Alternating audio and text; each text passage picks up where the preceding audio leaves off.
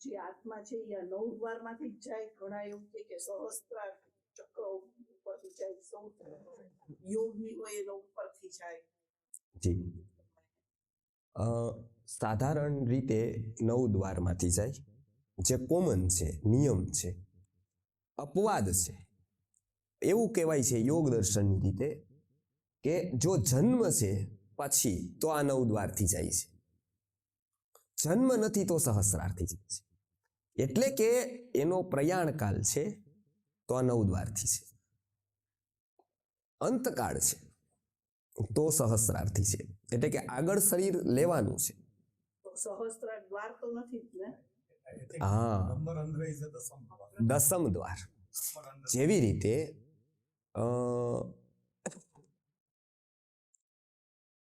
આવે છે આત્મા બ્રહ્મરંધ્રથી જ આવે છે? ના, આવવામાં ન આવે. એનું કારણ શું છે?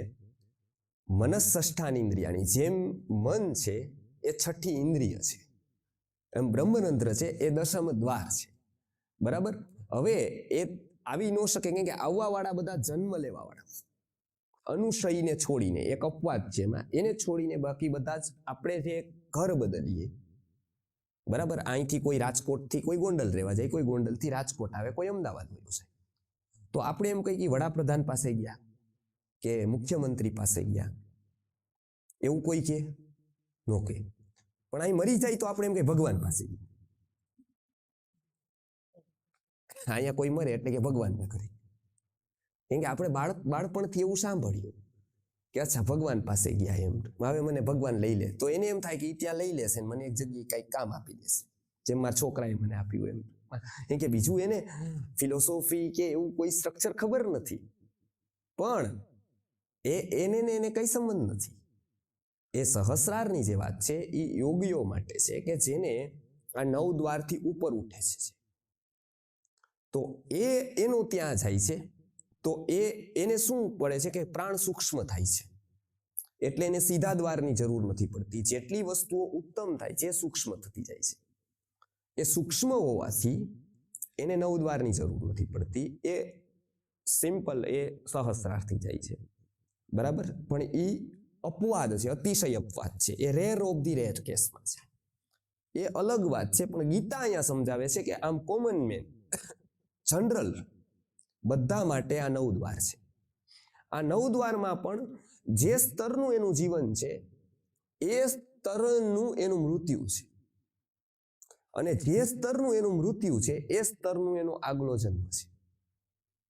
એટલે કોઈ એવું કે ભાઈ હું ત્યાં જોઈ જશે એને, એવું નથી. એ પોતાનો પુરુષાર્થ અહીંયા કામ કરે છે, પોતે ફોકસ કેટલું કરે છે, પોતે અંતરચિત્ર કેવું બનાવે છે, પોતે કયા ભાવથી કયા સ્તરનું જીવન જીવે છે, આ બધી જ વસ્તુઓ ઇનર ચિત્ર એક ઊભું કરે છે આપણું. એટલે પેલાના કાળના લોકો પેલું કહેતા હતા ગુપ્ત ચિત્ર, તો એનું કર્યું છે ચિત્રગુપ્ત.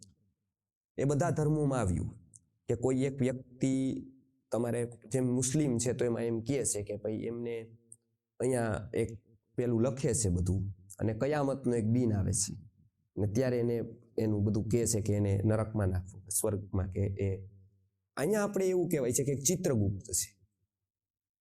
એ ચિત્રગુપ્ત આપણે પુણ્ય કરી તો લખી નાખે છે, પાપ કરી કેમ, તો કે વ્યક્તિ લખવાની ભાષા સમજે છે. પણ એવું કોઈ ક્યાંય લખતું નથી, એવું કોઈ ચિત્રગુપ્ત નથી, એવી કોઈ રાખવાની જરૂર જ નથી. આપણે ક્યાં અત્યારે કઈ જરૂર પડે છે, સીધી એન્ટ્રી થાય છે. અત્યારે કોઈ એવું છે કે નોટ પેન લઈને મુનિમજી આવે એવું કઈ છે? સીધું એક એક્સલ બને તરત નાખી દે. એવું એ સમયે એ કર્મ વ્યવસ્થા છે શું કરે છે, તો કે એક ગુપ્ત ચિત્ર ઊભું કરે. આપણા જે સ્તરનું જીવન છે આપણું, એ સ્તરનું આપણું એક ગુપ્ત ચિત્ર બને. એ ગુપ્ત ચિત્રના આધારે આપણે જ નક્કી કરી દઈએ કે આપણે ક્યાં જવું છે. એ કોઈ બીજું નક્કી ન કરે, આપણું અંતરમ જ નક્કી કરે. કેમ, તો કે આજે આપણને શું ગમે છે. એટલે લોકો દુસ્સંગ કરતા ઋષિ સંગ્રહિત થયા, એને કોઈ સંઘની જરૂર નથી, એને કોઈ સંઘની જ જરૂર નથી. બરાબર? સંઘની ઘોડીની જરૂર કોને પડે, તો કે જેને પગમાં તકલીફ છે એને પડે ને.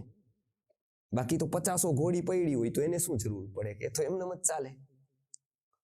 તો સંઘની જરૂર કોને પડે, કે જે ક્યાંક એના જીવનમાં ખાલીપો છે. ત્યારે જરૂર પડે ને કોઈ પણના સંઘની, ફ્રેન્ડની જરૂર કે કોઈ પણ પ્રકારના સંઘની જરૂર કોને? જેને ઋષિ સંઘ રહિત છે.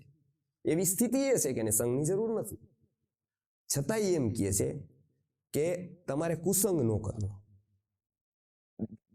કુસંગતિ ન કરવી. શું એનું શું જાય? કોઈ કુસંગતિ કરે ને કોઈના 1000 નહીં 5 લાખ ફ્રેન્ડ થઈ જાય તો ઋષિનું જાય શું? કોઈ 5 લાખ ઘોડી લઈ લે તો આપણને ઈર્ષ્યા થાય, પગવાળાની ઈર્ષ્યા થાય એની? નો થાય ને. આપણે એમ થાય કે એ દયાપાત્ર જ રહે. કોઈ પાસે સોનાની પણ ઘોડી આવે આપણા માટે શું ઈ દયાપાત્ર કે ઈર્ષ્યાનું પાત્ર? દયાપાત્ર. સોનાની પણ ઘોડી છે પણ આપણા માટે દયાપાત્ર કે આપણે પગ છે, એની પાસે ઘોડી છે, પગ નથી. સોનાની ઘોડી આપણું ઈર્ષ્યાનું પાત્ર ન બને. એમ અહીંયા લાખો લોકો ફોલોવર જેના હોય એ ઋષિ માટે દયાનું જ પાત્ર છે. કેમ કે એને ખબર છે કે આમાંથી એકઈ છોડીને જાય તો આંસુ આવશે અને 5 પછી આરે વયા ગયા ઠેકડો મારશે સીધો કે હવે મને કોઈ જોતું નથી. કેમ? તો કે અંતે અપંગ છે વ્યક્તિ. એ એવું કહેશે કે તો પછી સંગ કરવા કેમ નીકળે? તો એ કેમ એવું કરે? તો કે એનું કારણ એવું છે કે જો પ્રબળ વ્યક્તિ જો એવું ન કરે તો હજારો લોકો કુસંગમાં આવે અને હજારો લોકો ક્રિકેટર અને એક્ટરનું આકર્ષણ ઊભું કરે. એ હજારો લોકો જો એનું આકર્ષણ ઊભું કરે તો ઓલા લોકો તો દુર્ગતિમાં જાય જ, પણ એના ફોટો રાખવા વાળા સિરિયલ એ પણ દુર્ગતિમાં છે.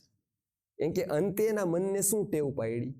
કે આકર્ષણની ટેવ પાડી. એટલે સંગરહિત ઋષિ હોવા છતાં પણ એ સમાજમાં બતાવવા માટે પણ સંગ મારે, એ સંઘનો સાધન તરીકે ઉપયોગ કરે.